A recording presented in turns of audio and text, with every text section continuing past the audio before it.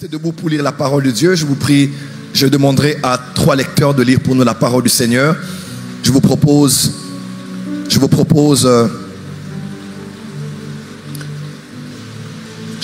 quelques textes ce soir.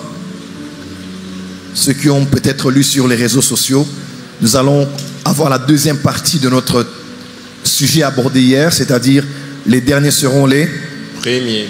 Qu'avons-nous dit? Le thème est les seront les Premiers. Les Derniers. seront les Premiers. D'accord, prenez-moi quelques lecteurs. Nous allons lire 2 Samuel 12, versets 26 à 30.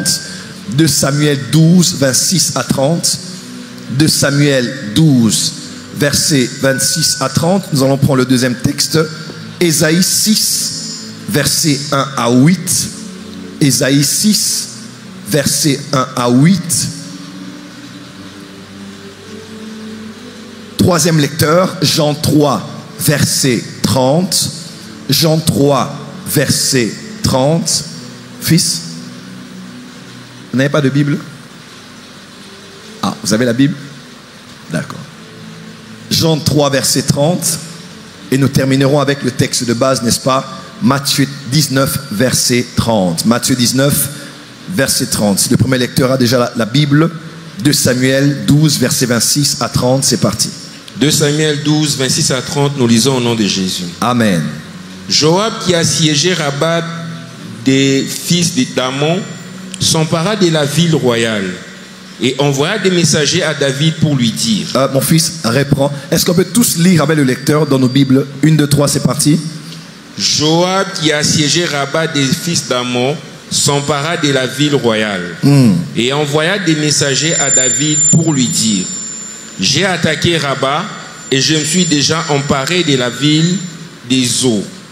Rassemble maintenant le reste du peuple, campe contre la ville et prends-la, de peur que je ne la prenne moi-même et que la gloire ne m'en soit attribuée. Campe contre la ville et prends-la, de peur que je ne la prenne moi-même et que la gloire ne m'en soit attribuée. Amen. Y a-t-il quelqu'un qui aurait une autre version?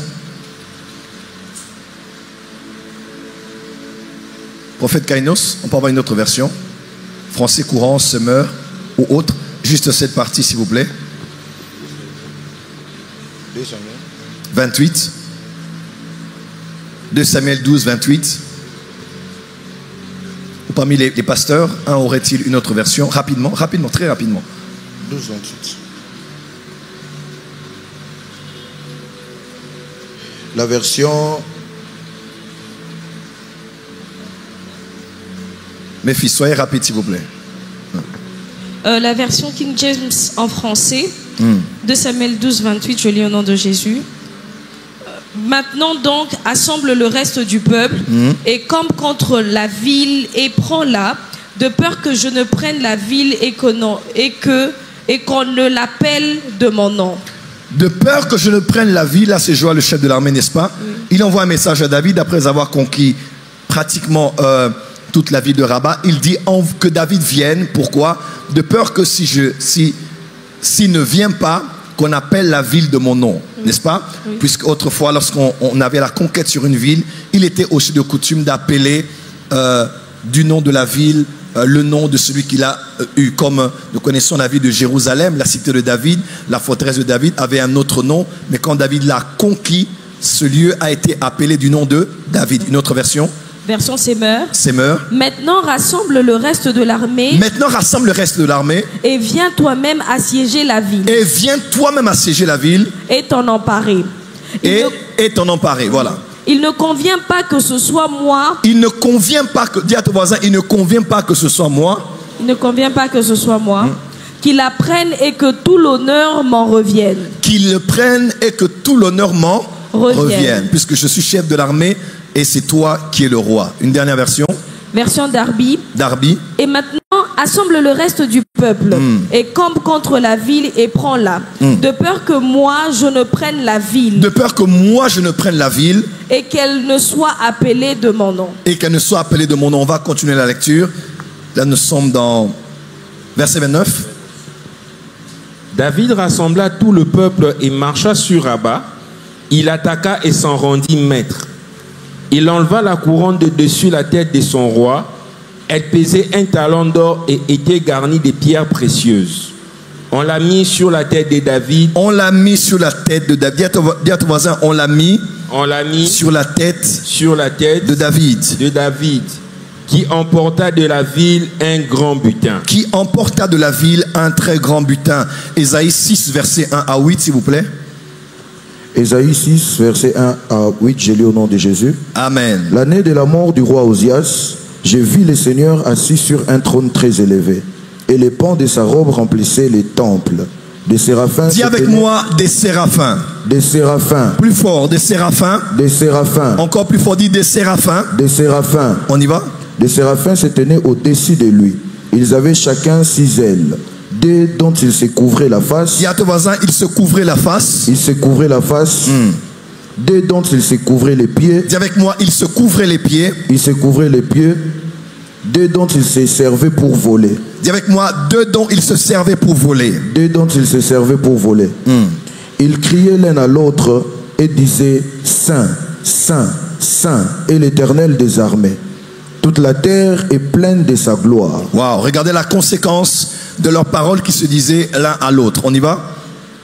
Toute la terre est pleine de sa gloire.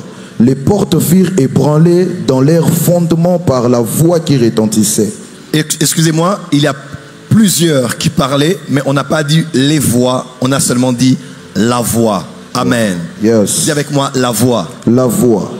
On y va. Les portes firent ébranler dans leurs fondements par la voix qui retentissait.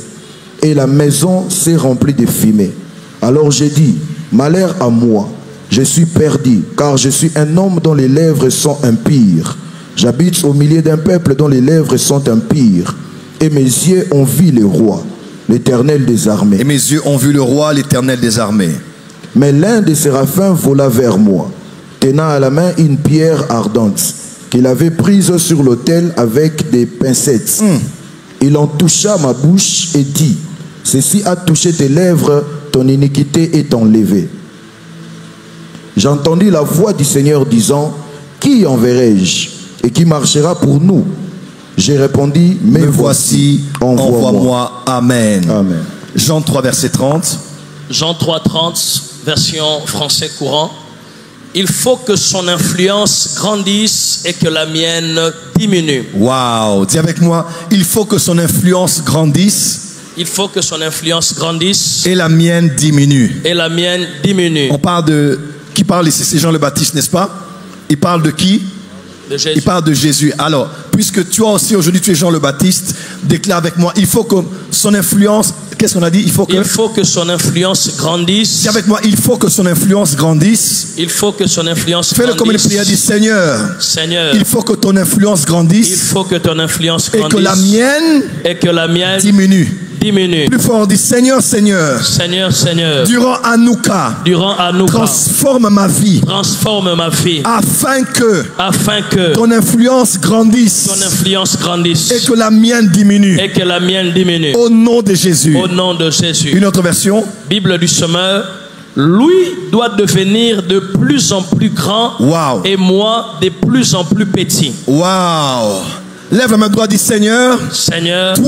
Toi. Tu dois devenir. De plus en plus grand. De plus en plus grand. Et moi. De plus en plus petit. De plus en plus petit. Qui doit être de plus en plus petit? Moi. Qui doit être de plus en plus? Jésus. Qui doit être de plus en plus grand? Jésus. Qui doit être de plus en plus petit? Moi. Qui doit être de plus en plus grand? Jésus. À partir de Hanouka. Que ta vie soit de plus en plus petite. Amen. Lorsqu'on te regarde, mais que Jésus soit de plus en plus grand. Amen. Alléluia. Version nouvelle, français courant.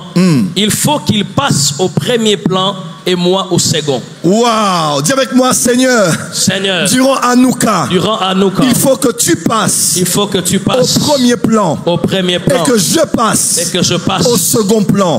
Lève ma droite, dis Seigneur. Seigneur. Saint-Esprit. Aide-moi. Afin que Jésus. Soit vu. Au premier plan. Et moi. Au second plan. Waouh. Et je lis le dernier verset, Matthieu 19, verset 30. plusieurs des premiers seront les derniers. On termine ensemble. Et plusieurs des seront les premiers. Amen. Seigneur, bénis ta parole, bénis ces temps, cette exhortation que nous allons partager ce soir sous l'esprit de la prophétie. Je prie que le message me soit concerné d'abord à moi-même et que ce message touche ton peuple. Je prie par ta grande miséricorde que tu nous accordes les mots justes afin que nous ne soyons que des instruments entre tes mains pour que ton peuple écoute ton cœur, ta pensée et ta volonté. Illumine-nous dans ta lumière, car c'est dans cette dernière que nous voyons la lumière. Transforme nos cœurs, ôte les cœurs de chair, de pierre, et mets en nous des cœurs de chair. Crée en nous un cœur pur et renouvelle en nous un esprit bien disposé à suivre la nouvelle voie, celle de l'humilité. Donne-nous la grâce de développer les vertus plus que les pouvoirs. Donne-nous la grâce que ta nature soit vue par nous, avant même que les œuvres, tes œuvres, soient vues au travers de nous. Laisse que nous soyons l'image de Jésus partout où nous sommes, dans nos familles, dans notre société, dans l'église, mais aussi en ces derniers jours où plusieurs qui sont vivants dans ces derniers temps vivent l'accomplissement de la prophétie de Paul à Timothée concernant les qualificatifs des derniers hommes qui finiront par être enflés d'orgueil. Épargne nos cœurs de ce désastre pour la gloire de ton nom. Nous te promettons toute la gloire pour tout ce que tu vas faire ce soir et à la suite d'Hanouka 2025. Au nom de Jésus-Christ. Amen. Acclamons très fort pour le Seigneur. On peut s'asseoir et on acclame pour le Seigneur très fort. Est-ce qu'on peut acclamer très fort pour Jésus? J'aimerais qu'on acclame pour le Saint-Esprit qui est là. L'Esprit de Jésus qui est là, qui est au centre et qui est à l'œuvre. Comme je l'ai dit tout à l'heure sur les réseaux sociaux, pour ceux qui ont pu le temps de lire, nous allons continuer ce soir et juste clore avec la pensée qui a été développée depuis hier. Puisque nous parlons dans le grand thème, la prééminence, qui parle de ceux qui doivent être mis en premier, ceux qui passent en premier. Nous avons, par l'Esprit de Dieu, eu à cœur, après le passage de l'apôtre Yves Castanou, de pouvoir aller dans cette direction. Celle de pouvoir nous emmener dans l'une des voies, dans l'une des portes, dans l'une des clés, dans l'une des conditions sine qua non avant de parvenir à la phase de la prééminence. N'est-il pas écrit selon que nous avons lu, les premiers seront les derniers et les derniers seront les premiers. Et nous avons dit, puisque Dieu nous appelle à être en premier, il nous a ici donné une condition. Soyez les derniers et vous allez finir par devenir les premiers. La parabole du Seigneur à l'égard de ses apôtres, de ses disciples était claire. Lorsque vous allez dans une fête, ne vous hâtez pas comme les pharisiens de prendre et de rechercher les premières places. N'allez pas en premier. Ne convoitez pas les premières places. Ne vous disputez pas pour avoir une place au premier rang afin d'être vu devant ou de voir les choses qui sont devant beaucoup plus clairement que ceux qui sont derrière. Faites tout, mettez-vous à l'arrière. Pourquoi? Parce que si vous restez en avant et qu'il y a une personne qui est plus considérable que vous qui vienne et probablement qui manque de place ou qui connaît besoin d'une place, c'est vous que l'on va déplacer pour vous mettre en arrière. Et Jésus dit, vous allez avoir une grande honte en subissant cela en public. Qu'est-ce que vous allez faire? Mettez-vous plutôt à l'arrière. Quand vous entrez quelque part, ne cherchez pas ce qui est en avant. Allez vers ce qui est en dernier. Et si vous êtes en dernier, si vous êtes l'ami au Sagem, il dit, le chef, le numéro 1 de la fête, il viendra et dira, mon ami. Dis à ton voisin, est-ce que tu es l'ami de Dieu? Waouh, on verra ça ce soir. Il dit, mon ami, sors des derniers rangs et mets-toi maintenant à la première place. Pourquoi? Parce que celui qui s'abaisse sera élevé et celui qui s'élève sera abaissé. Est-ce que c'est clair? On acclame, on va commencer le message de ce soir. Nous allons développer cette pensée, comment nous devons être les derniers avant d'être les premiers. Le livre de Ésaïe est un livre très particulier. Pour ceux qui connaissent la théologie, ils savent, lorsque l'on parle du prophète Ésaïe, on parle du prophète messianique. C'est le prophète qui généralement parle du Messie. Vous allez voir des textes très connus. Là, nous sommes dans Ésaïe chapitre 9, nous sommes dans Ésaïe chapitre 42, nous sommes dans Ésaïe chapitre 52, 53 particulièrement, Ésaïe chapitre 60, 61 même, 61 surtout, qui a fait un écho dans le Nouveau Testament dans Luc chapitre 4, verset 18. Ésaïe est appelé le prophète messianique ou le prophète du Fils. Par rapport aux trois personnes de la Trinité, Ézéchiel est le prophète du Saint-Esprit puisqu'il parle beaucoup au nom de l'Esprit. Jérémie est le prophète du Père parce qu'il parle beaucoup au nom de l'Éternel. Et Ésaïe est le prophète du Fils parce qu'il parle beaucoup du Messie. Et ici, puisque nous parlons d'Ésaïe, nous parlons d'une vision très spéciale qu'Ésaïe a eu à recevoir. C'est vrai que généralement, nous les prédicateurs, nous avons l'habitude de dire, avant de pouvoir voir le Seigneur sur un trône très élevé, qu'est-ce qu'il faut faire? Il faut que ton Osias puisse mourir. Parce que le verset 1 dit, l'année de la mort du roi Osias, je vis le Seigneur assis sur un trône très élevé. C'est très facile de dire qu'il faut d'abord qu'Osias meure avant de voir le Seigneur assis sur un trône très élevé. Mais quand on essaie de se contextualiser, on n'a pas dit que Osias était mort avant que Ésaïe ne puisse voir le Seigneur assis sur le trône. Donc c'était l'année, c'est juste l'année. Ça pouvait être avant que Ésaïe n'ait vu, ça pouvait être dans la période, ça pouvait être aussi après cette période. Dans l'application de dire qu'il faut que Osias meure avant d'avoir les yeux ouverts, le Seigneur sur un trône très élevé, n'est pas toujours applicable puisqu'on n'a parlé que de l'année, on n'a pas précisé dans quelle partie de l'année Ésaïe avait vu le Seigneur assis sur un trône. Alors, cette vision est une vision très spéciale parce que cette vision présente pour la seule et unique fois, clairement dans la Bible, une catégorie d'êtres célestes que l'on retrouve dans les Saintes Écritures. La Bible parle par exemple des vieillards, nous les avons dans Apocalypse chapitre 4. La Bible parle par exemple des chérubins que nous avons dans Ézéchiel 1, Ézéchiel 9, Ézéchiel 10, mais aussi dans Apocalypse 4. La Bible parle des 7 esprits de Dieu qui se tiennent devant le trône de l'Éternel.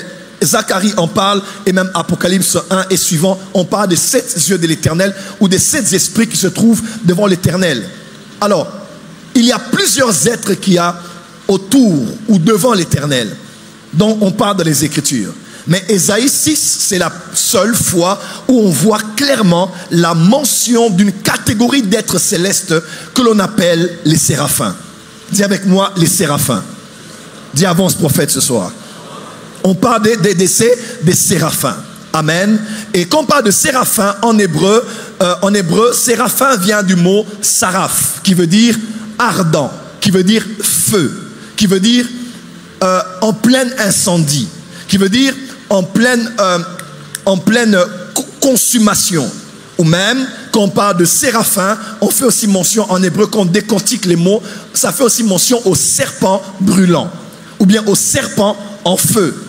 Certainement, ça nous rappelle l'histoire du désert, n'est-ce pas, où Israël était mordu par des serpents, n'est-ce pas?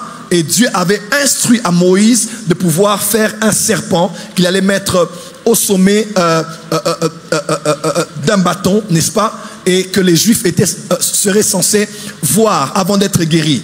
Jean en parle même, quand vous lisez dans Jean chapitre 3, avant le verset 16, on dit de la même manière que Moïse a élevé le serpent dans le désert, il faut que nous aussi nous puissions, n'est-ce pas, croire en lui pour avoir la vie éternelle. Verset 16, car Dieu a tant aimé le monde qu'il a donné son Fils unique afin que quiconque croit en lui ne périsse pas mais qu'il ait la vie éternelle.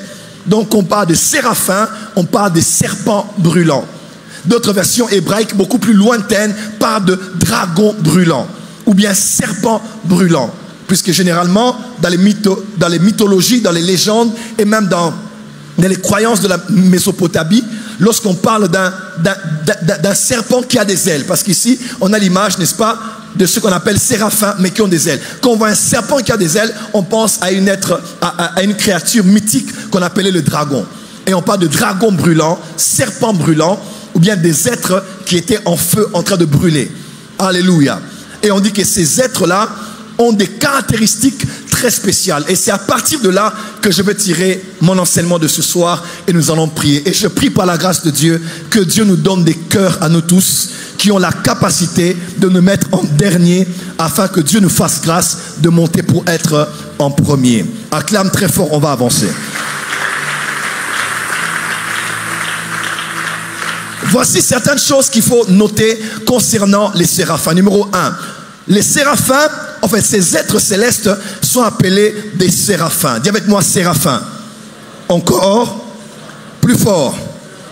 Deuxième chose, une des choses claires que l'on voit dans ce texte, déjà j'aimerais commencer à vous dire, c'est que quand vous lisez le texte qu'on vient de lire, on parle un peu plus d'une fois de celui qui est assis sur le trône. On dit clairement, il est sur le trône, le pan de sa robe rempli, n'est-ce pas, le temple, c'est lui qu'on est en train de vénérer et d'adorer, alors que les séraphins se parlent les uns aux autres. Et on dit clairement que Dieu a dit, qui allons-nous envoyer et qui parlera pour nous. Quand vous lisez bien, Ésaïe a pris le temps de décrire de manière très simple celui qui est sur le trône. Il parle du trône, de celui qui est assis, des caractéristiques de sa robe, n'est-ce pas? On parle de comment ces êtres le célèbrent en parlant les uns aux autres et comment la voix est sortie pour dire qui enverrons-nous et qui parlera pour nous. Mais quand vous lisez ce texte, Ésaïe prend le temps de plus parler des séraphins que de parler de celui qui est assis sur le trône. On peut avancer? Ésaïe est face à une vision. C'est la première vision que Ésaïe a par rapport à son appel. Il reçoit beaucoup de messages, il reçoit beaucoup d'oracles depuis le chapitre 1. Mais c'est la première vision qu'il a de celui qu'il a appelé, de celui qu'il a choisi, de celui qu'il a mis à part pour être prophète. Mais bizarrement, il ne parle pas beaucoup de celui qui est assis sur le trône. Mais il prend le temps de décrire de manière minutieuse et méticuleuse comment étaient ces êtres. Parce qu'il est très possible que quand la gloire de Dieu est manifeste et que les instruments de Dieu soient là, nous soyons plus poussés à parler des hommes que Dieu a utilisés, des hommes qui sont sous la gloire de Dieu, des hommes qui manifestent la puissance de Dieu, que du Dieu qui les a utilisés.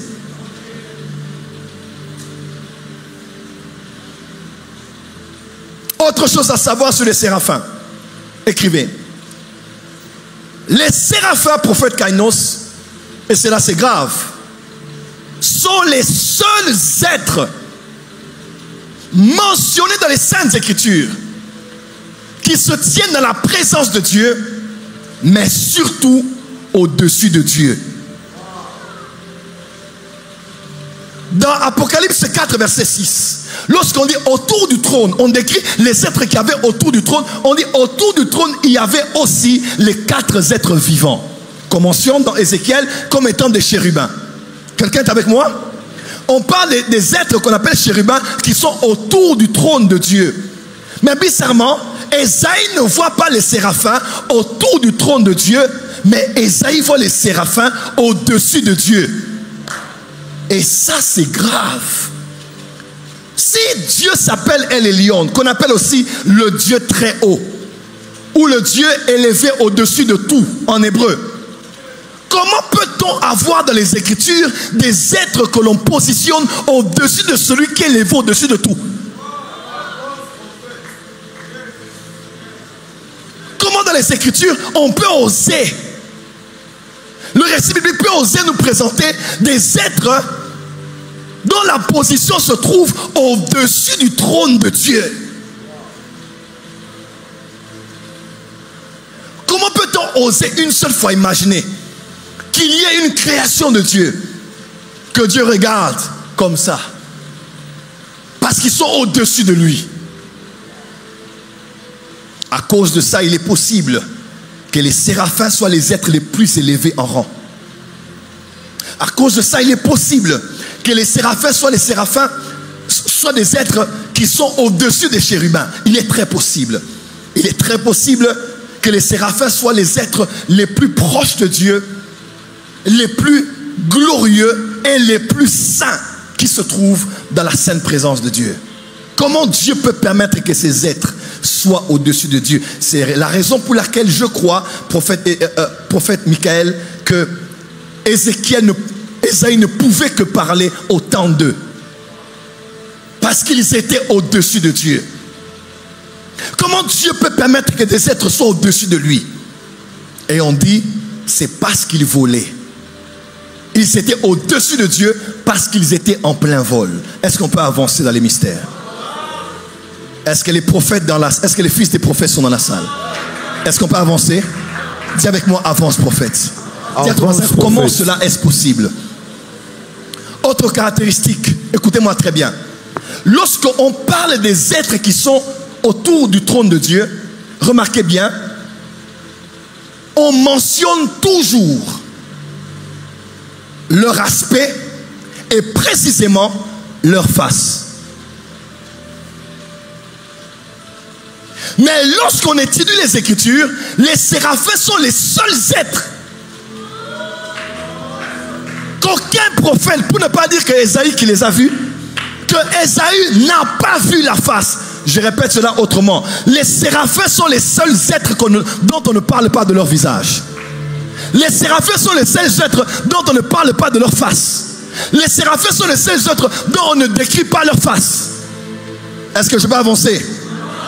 Est-ce que je peux avancer?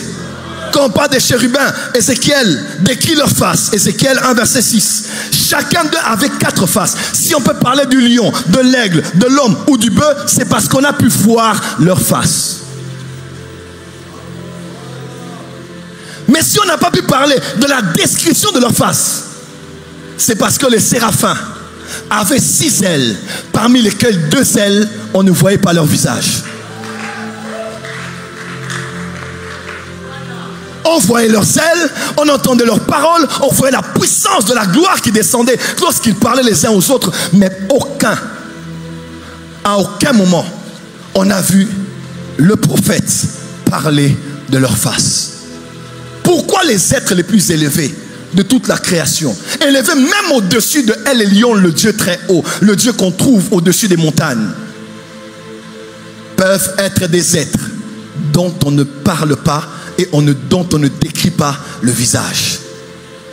Autour du trône, on voit les faces des chérubins, des 4 êtres vivants. Mais au-dessus du trône, on ne voit pas les visages.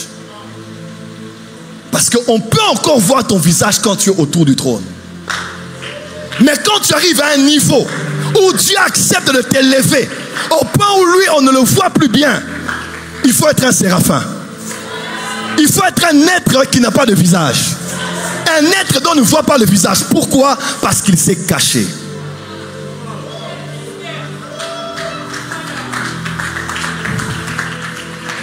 Est-ce qu'on peut avancer? Est-ce qu'on peut avancer? Pourquoi ces êtres qui sont les premiers êtres au-dessus de Dieu sont différents de tous les autres êtres de l'autre côté, dont on peut décrire la face, on peut décrire l'image? Parce que les êtres qui sont en premier ont décidé d'être en dernier.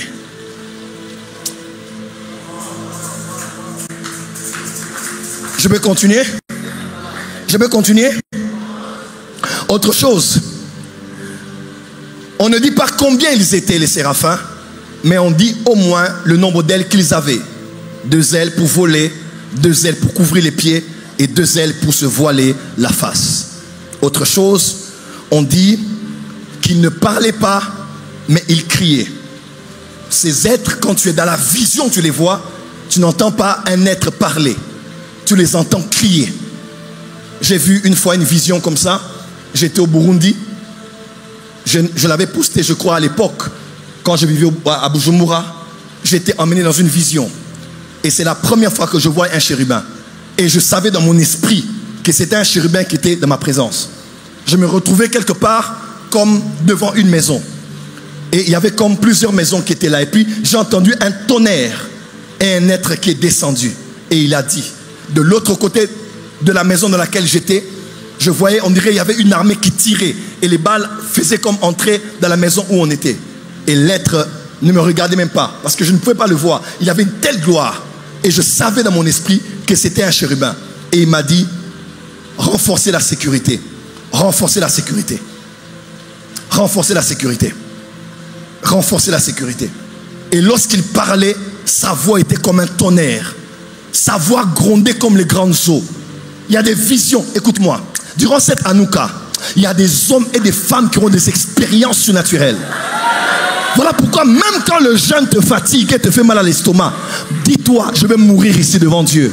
J'ai besoin de transcender le naturel et d'avoir accès au surnaturel. Parce que la force de la vie chrétienne ne réside pas que dans le nombre de versets bibliques que tu connais. La force de la vie chrétienne ne réside pas que dans le nombre de prédications que tu as mémorisées, mais aussi dans la qualité et la quantité des expériences personnelles et surnaturelles que tu as avec Dieu. Je lève ma main comme ton prophète ce soir. Que Dieu t'accorde des expériences surnaturelles. Il ne parlait pas, mais il criait. Saint, Saint, Saint. Et l'Éternel Dieu des armées. Les cieux et la terre sont remplis de sa gloire. Et je précise ici, prophète Kainos, on n'a pas dit il parlait à celui qui est sur le trône, mais il se parlait l'un à l'autre. Dis à ton voisin l'un à l'autre. Et si vous regardez bien, la Bible dit lorsqu'il parlait, quelque chose s'est passé, la gloire est entrée dans la maison, les portes ont été ébranlées dans leur fondement, et qu'est-ce qui s'est passé? La nuée est entrée dans la maison.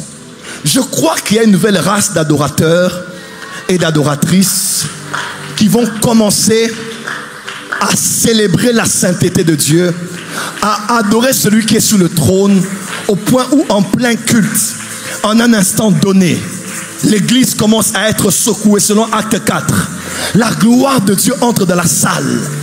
Parce que je crois que l'adoration peut être une porte ouverte à la gloire de Dieu qui peut entrer. Quelqu'un peut dire amen. Mais ce que j'aime, c'est qu'on n'a pas dit il parlait à celui qui était sur le trône. On dit il se parlait l'un à l'autre. Dans Malachie, il est écrit lorsque Dieu a vu les justes qui se parlaient l'un à l'autre, Dieu a décidé d'ouvrir le livre de souvenirs. Il y a des gloires qui ne viennent que quand on est en bonne relation dans l'église, quand on parle de Dieu à l'église, quand on converse, on dialogue à l'église, quand on se parle les uns à l'autre, aux autres de Dieu.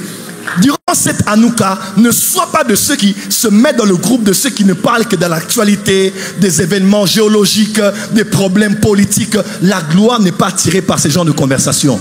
Est-ce qu'on peut se retrouver dans le groupe WhatsApp et commencer à parler de Dieu, de ses vertus, de ses attributs, de sa gloire, de sa puissance, et pendant qu'on parle au téléphone, l'un commence à parler en langue, l'autre commence à interpréter la langue, l'autre commence à avoir une vision, l'autre commence à interpréter la vision. Durant cette Hanouka, ne te laisse distraire par rien.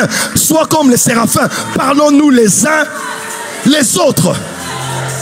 Ne parlons pas de nos problèmes, ne parlons pas des divisions dans l'église, ne parlons pas des soucis, parlons de Dieu. Il y a des rencontres qui libèrent l'onction. Et on n'a pas dit au son de leur voix, mais on dit de la voix. Parce que quand la véritable unité est là, 1000 voix peuvent parler devant Dieu. 1000 voix sortent de la bouche de 1000 différentes personnes. Mais quand l'unité est là, Dieu n'entend pas 1000 voix.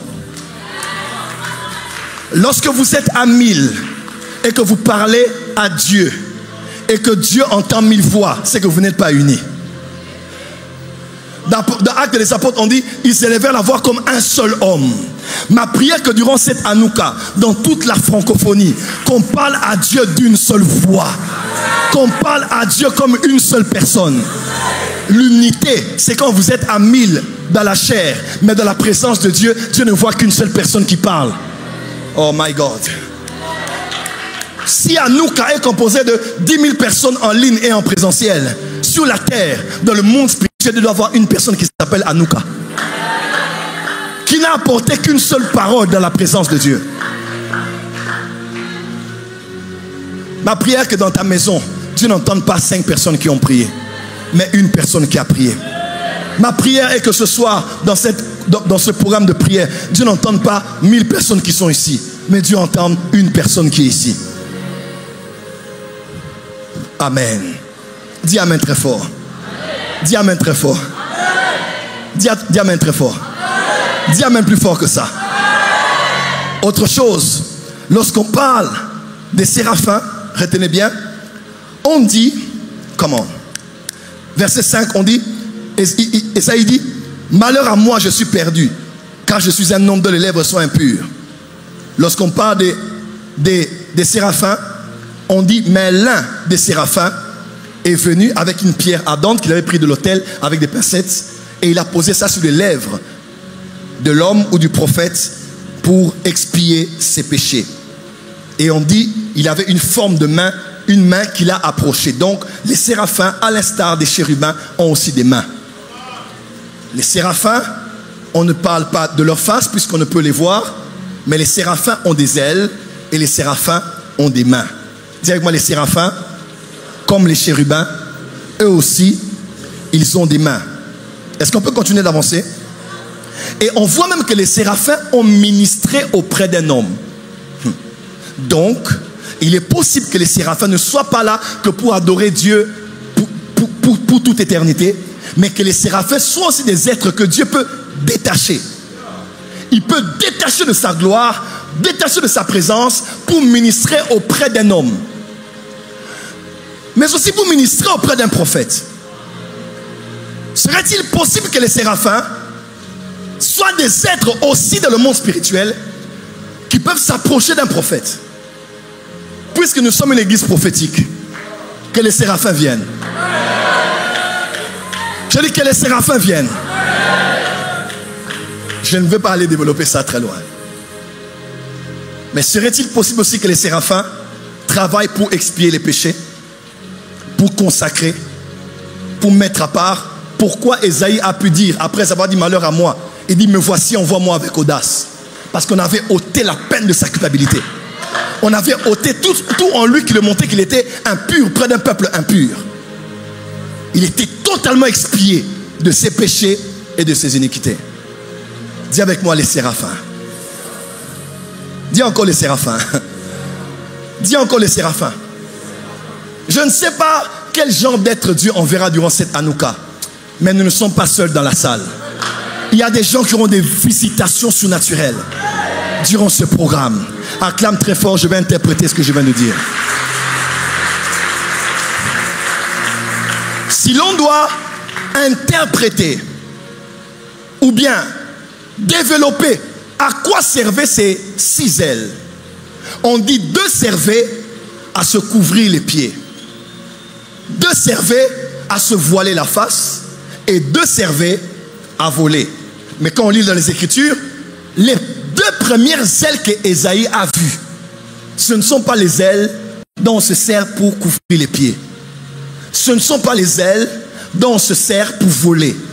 Mais c'est d'abord les ailes dont il se sert pour couvrir la face.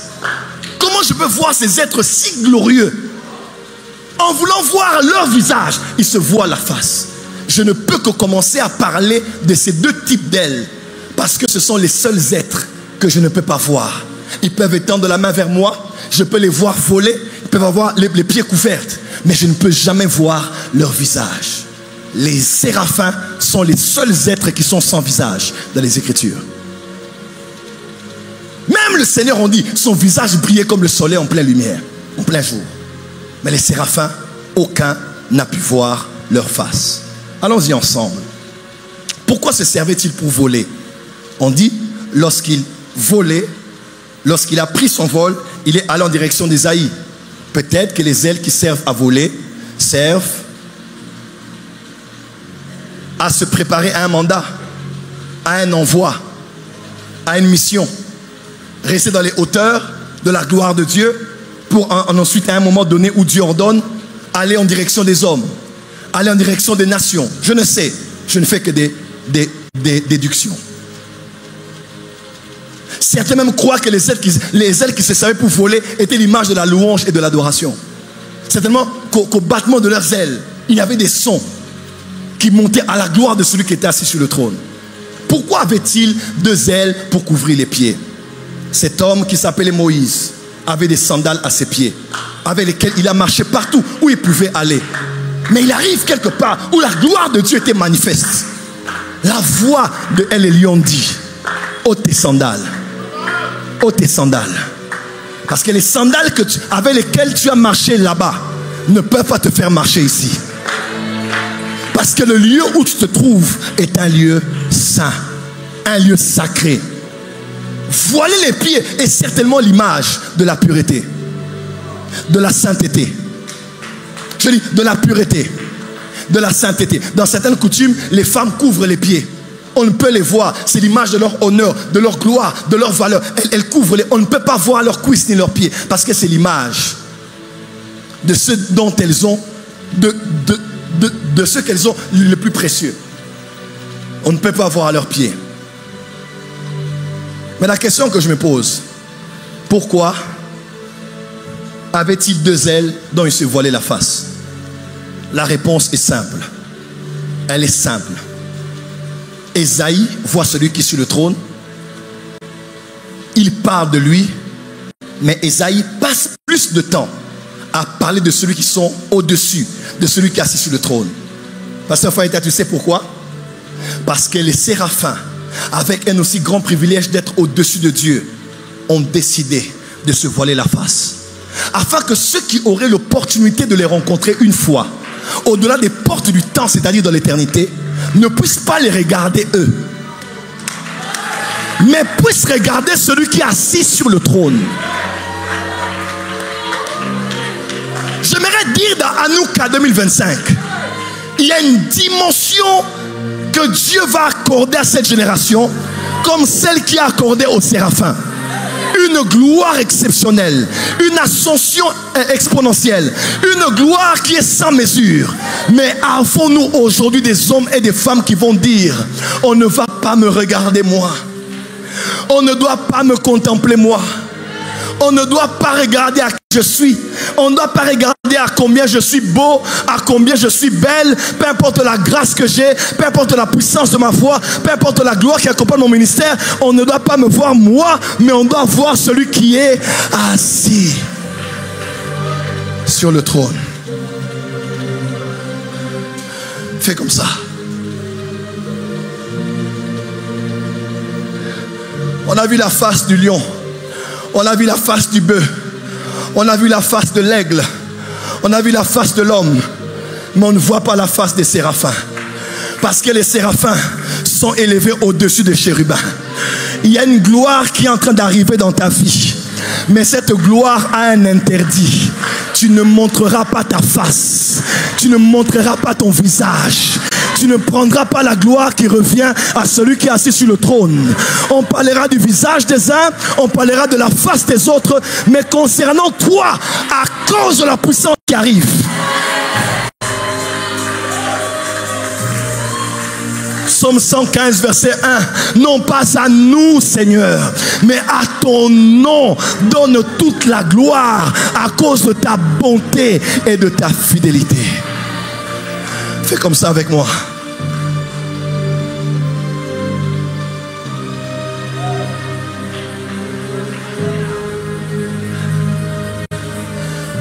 Tu as très bien prêché.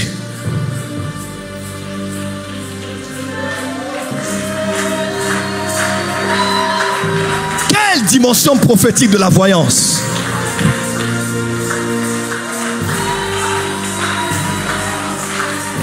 Quelle grande église de la francophonie! Quelle prospérité financière! Ah bon?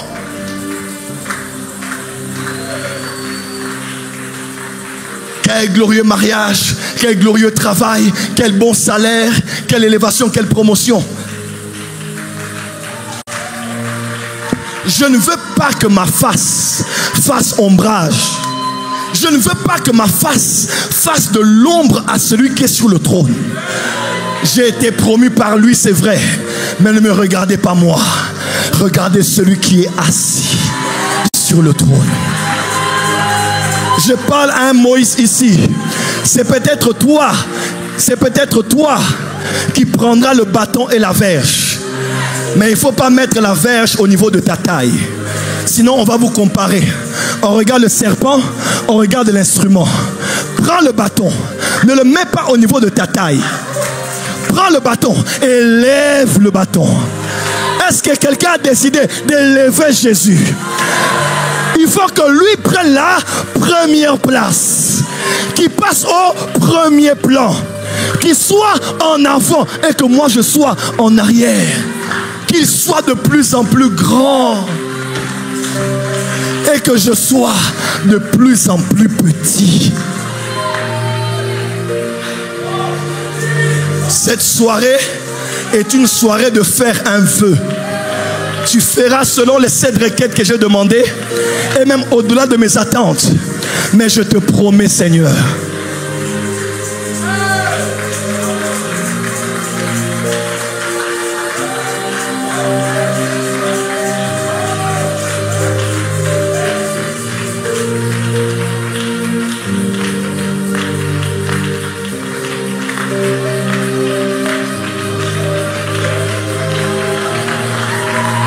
Joab a conquis même quand David n'était pas là. Il avait la puissance militaire, l'intelligence militaire, la force de frappe. Il part, il prend Rabat. Et quand il veut achever la conquête de Rabat, il dit stop. Il doit avoir une différence entre moi et David. Si j'achève la conquête, on fera de moi roi. Si j'achève la conquête, on mettra la couronne sur ma tête. Comment? Si j'achève la conquête, on me donnera le trône royal. Si j'achève la contraire, on nommera la ville de mon nom. Pardon. Joab a dit pardon. Il ne convient pas. Je ne suis pas digne. Je ne peux pas achever. Que David vienne. Est-ce que quelqu'un peut être utilisé par Dieu, béni par Dieu? Quand les gens commencent à vouloir te célébrer, tu dis stop, que David vienne. Ce soir, nous écrivons une lettre à David. Oh, tu n'as pas dit amen là où tu es. Ce soir, nous écrivons une lettre à David. Appelez-moi David. Appelez-moi Jésus. Appelez-moi le Mashiach. Appelez-moi Yeshua. Appelez-moi la lumière du matin. Appelez-moi la lumière du monde. Appelez-moi l'étoile brillante du matin. Appelez-moi le pain de vie. Ici, on ne doit pas me voir moi, mais on doit voir celui qui est assis sur le trône. Combien ont perdu la place des séraphins parce qu'ils aiment qu'on regarde leur visage. Ils aiment qu'on regarde leur face. Ils aiment avoir la gloire des hommes. Ils aiment avoir la gloire du monde. Mais combien sont ceux qui vont décider avec une profondeur de consécration? Seigneur, je ne suis pas parfait, mais je ne prendrai pas ta gloire. Je ne toucherai pas au trône. Pharaon a dit, je te donne mon anneau, je te donne la puissance de vie ou de mort, mais une seule chose me séparera de toi. Dis à ton voisin, tu es enfant de Dieu. Non, dis à ton voisin, tu es enfant de Dieu. Tu es Dieu. Tu opères comme Dieu sur la terre. Mais n'oublie pas, dans le monde des hommes, dans le monde des esprits, une chose te sépare de lui, c'est le trône. Dis, le trône est pour Jésus. La gloire est pour Jésus. Les honneurs sont pour Jésus. La louange est pour Jésus. Les acclamations sont pour Jésus. La vénération est pour Jésus. La magnificence est pour Jésus. Non pas à nous, mais à ton nom. Donne toute la gloire.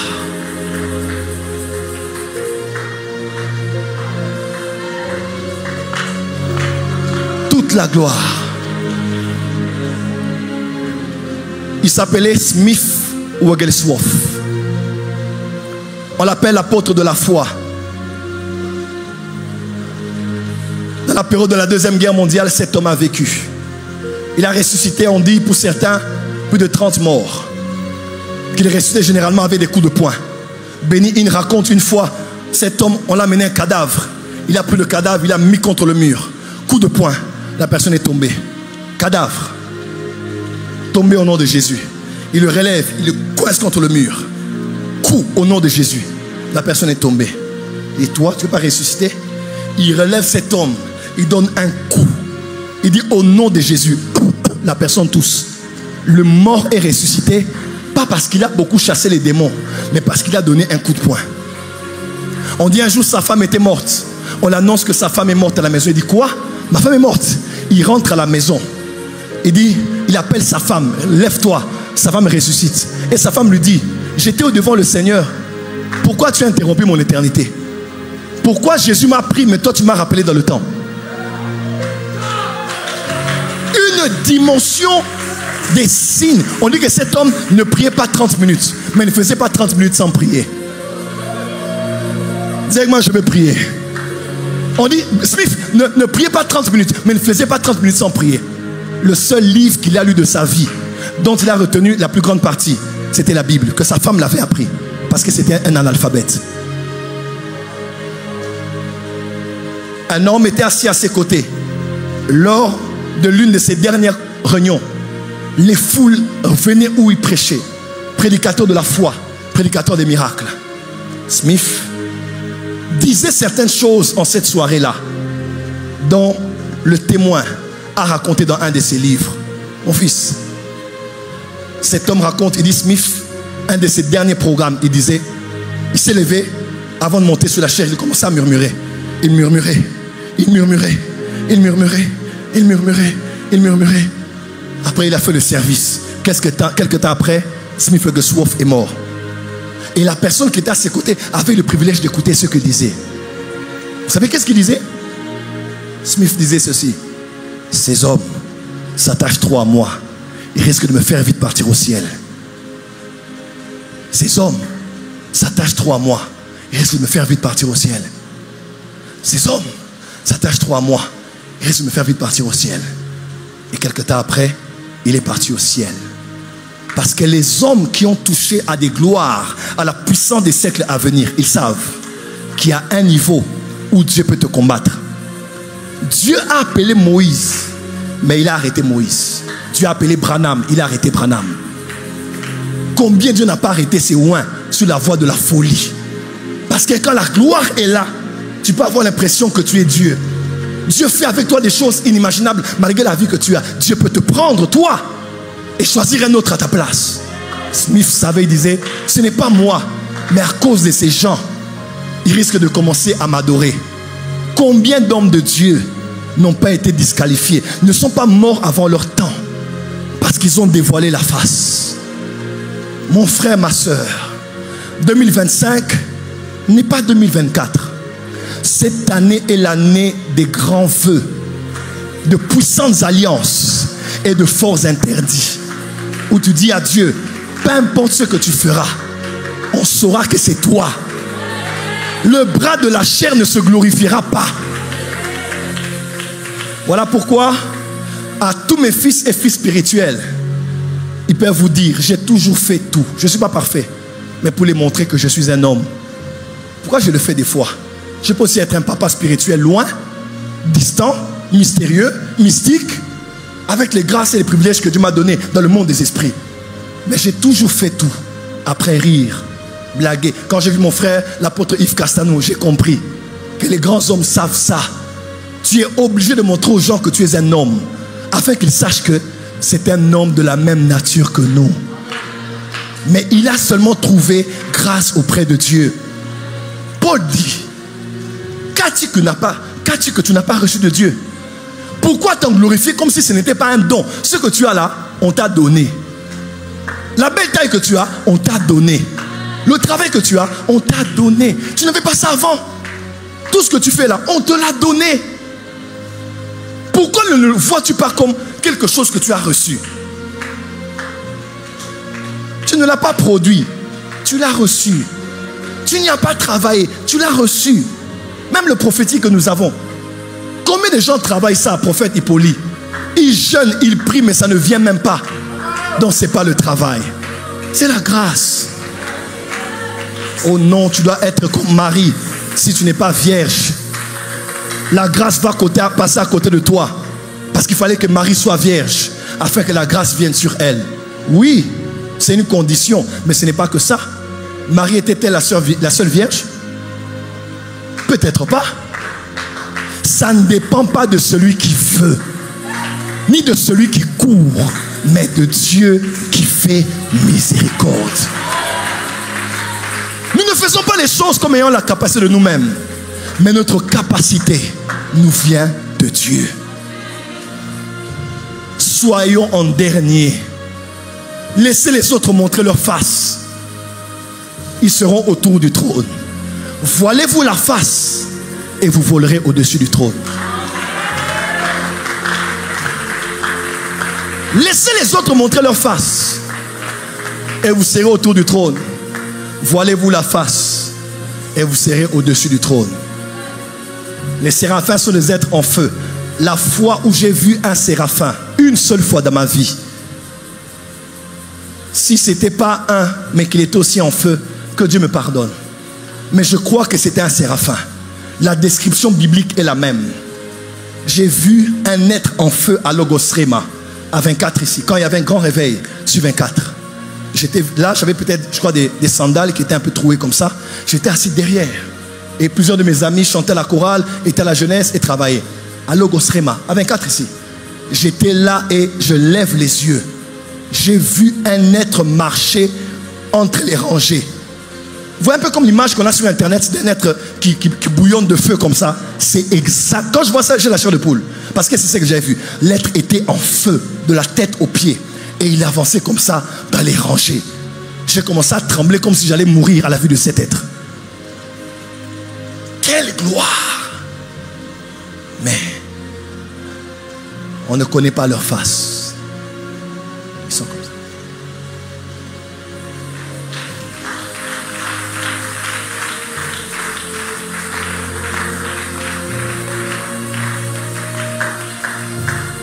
J'ai décidé en 2025 et à la suite de vivre une vie qui donnera la gloire à Jésus.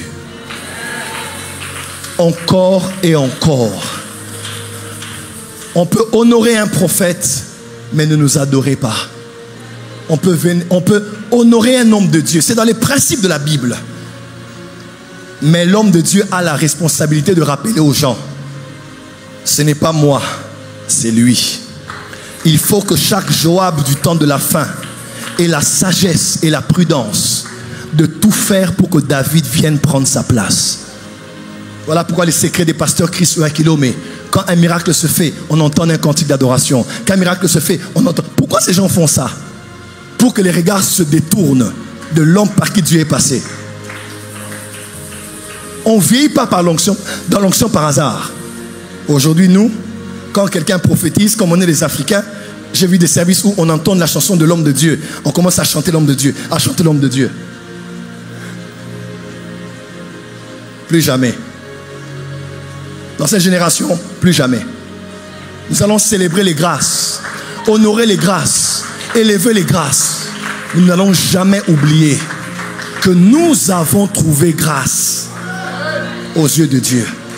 Je le disais hier, quand je regarde ma vie et ce que Dieu est en train de faire pour moi comme manifestation de son amour, de sa bonté, je dis Seigneur, pourquoi moi? Fallait prendre notre Joël. Je t'ai demandé la mort combien de fois? Pourquoi tu tiens seulement à moi? J'ai compris que c'est juste la grâce. C'est l'élection de la grâce. Ne laisse personne te vénérer. Ne laisse personne te magnifier. Ne laisse personne te glorifier. Honorez les hommes de Dieu, mais ne les glorifiez pas. Parce que la frontière est si fine entre l'honneur dû à un homme de Dieu et l'adoration qu'on commence à lui donner. Et même quand les gens t'ont tellement honoré que ça semble être la gloire, parce que ça arrive où on acclame Dieu pour ta vie, on honore Dieu pour ta vie. Maintenant c'est à toi de revenir et dire aux gens, je ne suis rien.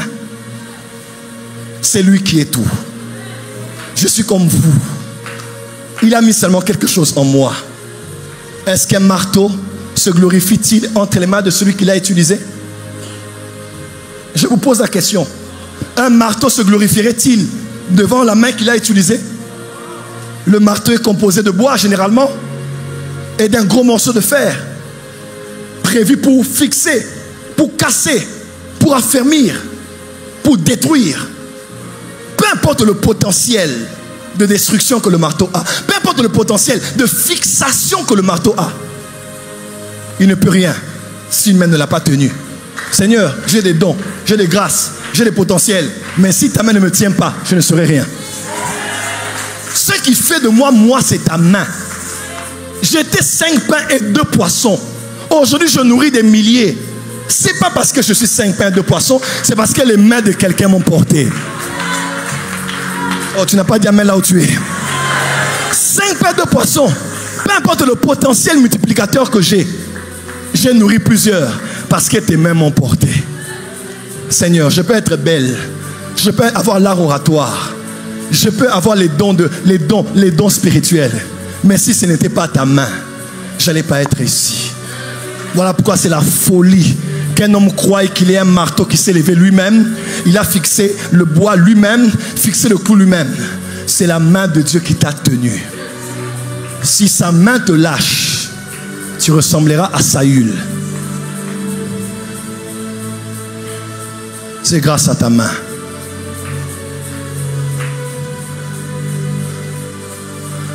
C'est ta main. C'est ta main. Lève les deux mains, dis Seigneur, c'est ta main. Ce ne sont pas mes capacités, ce ne sont pas mes dons, mais c'est ta main. Si ta main me lâche, que deviendrai-je? Que pourrais-je? J'ai besoin de ta main. Que ta main ne me quitte pas. Que ta main ne me quitte pas. Notre papa, Dominique Ngoy, donnait un jour un témoignage. Je crains de ne pas tout restituer, mais j'essaierai quand même. Pasteur Dominique Ngoy donnait le témoignage un jour, dans une vision, je crois. Comme excuse, si ce n'est pas exactement ça, mais je crois que c'était ça dans le fond. Dieu a commencé à lui parler pour lui dire que l'intégrité que tu as, ce n'est pas grâce à toi. C'est parce que ma main est sur toi. Un moment, quand la main de Dieu l'a quitté, dans la vision, il a dit, il a senti en un instant l'envie de commettre tous les péchés et toutes les abominations qu'il y a sur la terre. Il a commencé à crier et à se lamenter comme quelqu'un qui voulait exploser. Jusqu'à ce que la main de Dieu est revenue et toutes les envies sont parties. Et dis donc, l'intégrité que tu as, c'est parce que ma main est sur toi. Que la main de Dieu soit sur toi ce soir. Ton amen n'est pas fort. Que la main de Dieu soit sur toi ce soir. Que la main de Dieu soit sur toi ce soir. Oh, francophonie, une génération est en train de monter. Des ouans de Dieu vont émerger. Des hommes de Dieu vont exploser. Mais de grâce, ne commettons pas les mêmes erreurs que nos prédécesseurs, qui après avoir vu la gloire, ont voulu être glorifiés. Mais rappelons-nous des anciens sentiers et disons à ceux qui vont nous regarder, non pas à nous, mais à celui qui est sur le trône. Celui qui est saint, saint, saint, l'Éternel des armées. Les cieux et la terre sont remplis de sa gloire. Que Dieu bénisse sa parole.